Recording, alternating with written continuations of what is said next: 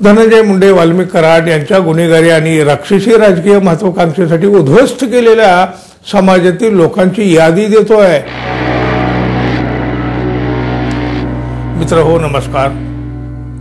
भले तरी देवो काशेची लंगोटी, नाठाळाची माती हाणू काठी, किंवा तुका म्हणे ऐशा नरा मोजूनी माराव्या पैजारा।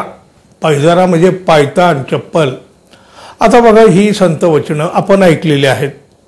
अहो बघा, कुठलाही साधू संत कुठल्याही नाठाळाचं गुणगान करणार नाही, गुणगान गाणार नाही, उघड आहे। आणि बघा, जो अशा नाठाळ नालायक माणसाचं गुणगौरव करील त्याला कोणी संत तरी म्हणणार नाही।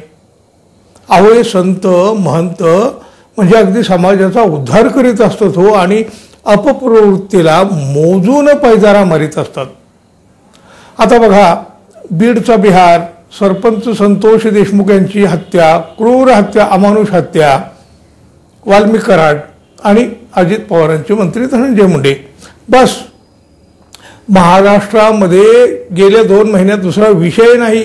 अहो जवळपास 2 महिने होत आले, हा एकच विषय, पण रोज नव्या नव्या घडामोडी, नव्या नव्या घटना निवळणं।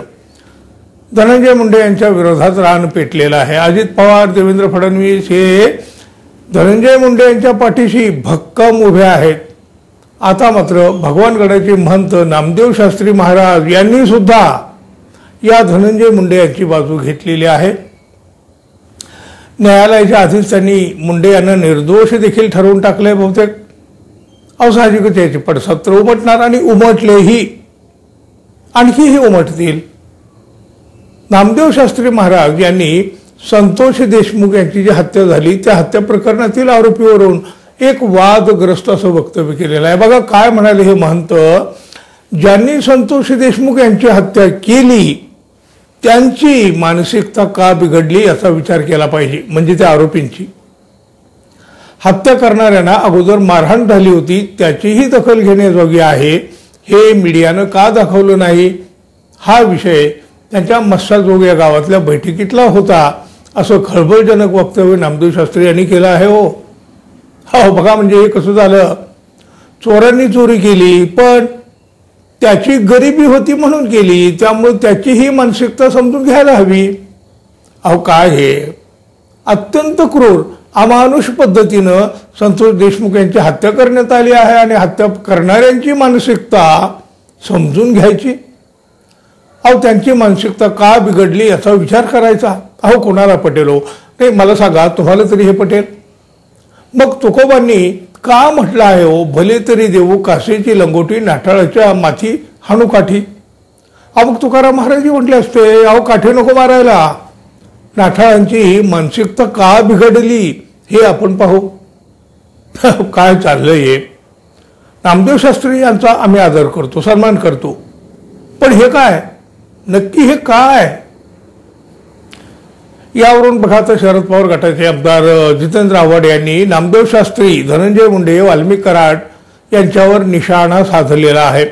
आव्हाड यांनी आपल्या अधिकृत एक्स अकाउंटवर नामदेव शास्त्री यांच्यावर गंभीर स्वरूपाचे आरोप केले आहेत। डॉक्टर नामदेव शास्त्री महाराज यांनी धनंजय मुंडे आणि वाल्मिक कराड यांचे समर्थन करणं अत्यंत दुर्दैवी आहे। भगवानगडासारख्या पवित्र ठिकाणावरून अशा गुन्हेगारी वृत्तीचं समर्थन आणि पाठराखण होणं ही समाजासाठी अत्यंत घातक अशी गोष्ट आहे। कधी काही आपण भगवानगड राजकारण्यापासून मुक्त करण्याची शपथ घेतली होती, आणि आज निष्पाप लोकांचे बळी घेणाऱ्या लोकांवर खोटे गुन्हे दाखल करून त्यांचे आयुष्य उद्ध्वस्त करणाऱ्या धनंजय मुंडे, वाल्मिक कराड या टोळीचे समर्थन करताय। ही मनाला न पटणारी गोष्ट आहे। शास्त्री महाराज आपल्याबद्दल आम्हाला नितांत आदर आहे, पण आपण धनंजय मुंडे, वाल्मिक कराड टोळीची पाठराखण करणं हे भगवान बाबांच्या विचारांना तिलांजली देण्यासारखं आहे। धनंजय मुंडे, वाल्मिक कराड यांच्या गुन्हेगारी आणि राक्षसी राजकीय महत्वाकांक्षेसाठी उद्ध्वस्त केलेल्या समाजातील लोकांची यादी देतोय। त्या सर्वांना आणि धनंजय मुंडे, वाल्मिक कराड यांना भगवानगडावर समाजाची परिषद बोलावून समोरासमोर बसून चर्चा घडवून आणा।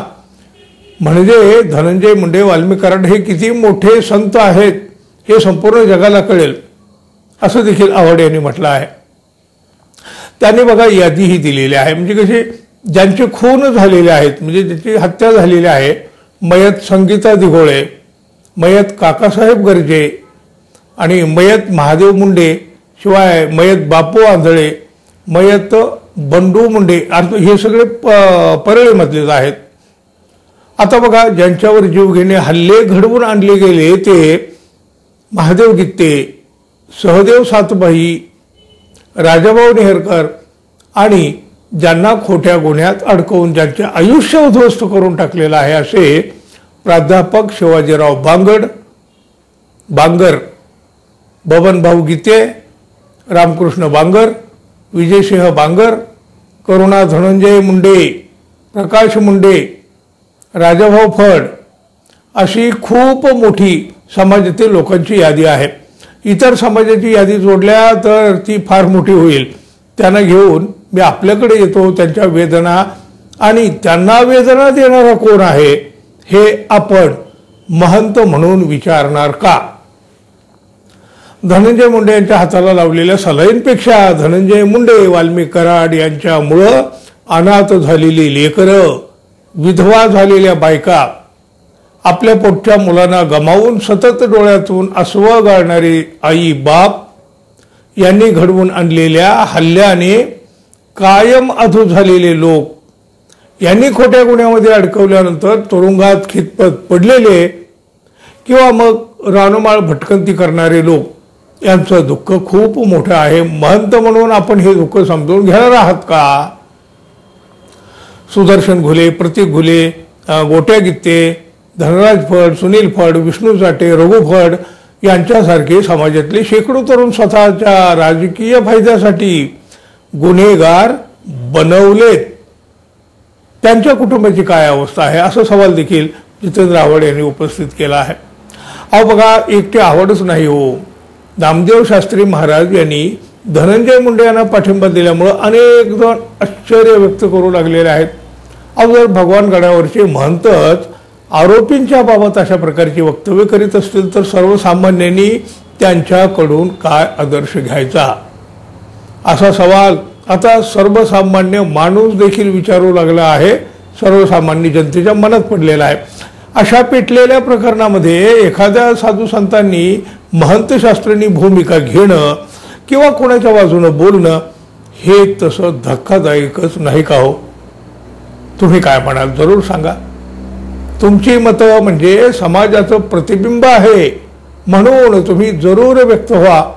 आणि आपण अजून आपल्या चॅनलला सबस्क्राईब केलं नसेल तर कृपया सबस्क्राईब करावं ही अपेक्षा आहे. धन्यवाद. पुन्हा भेटू. तोपर्यंत नमस्कार.